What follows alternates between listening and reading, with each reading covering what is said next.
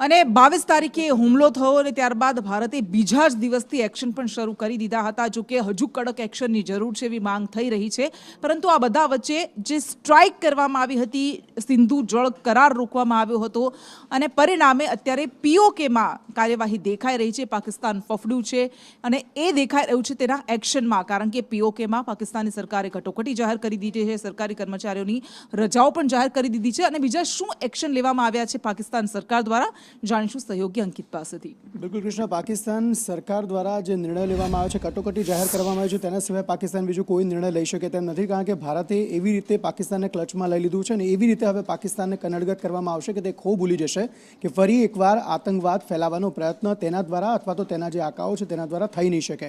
કટોકટી એ રીતે જાહેર કરવામાં આવી છે કે જે સિંધુ જળ સંધિ છે તેને જ્યારે સ્થગિત કરી દેવામાં આવી છે ત્યારબાદથી પાકિસ્તાનમાં પૂરની સ્થિતિ સર્જાય છે. પાકિસ્તાને સીધો આરોપ જે છે તે ભારત પર નાખ્યો છે કે ભારતીય અધિકારીઓએ કહ્યા વગર જ પાણી છોડી દીધું અને તેના કારણે આ પૂરની પરિસ્થિતિ સર્જાય છે. ભારતીય અધિકારીઓએ હજી સુધી આ મામલાની પુષ્ટિ નથી કરી.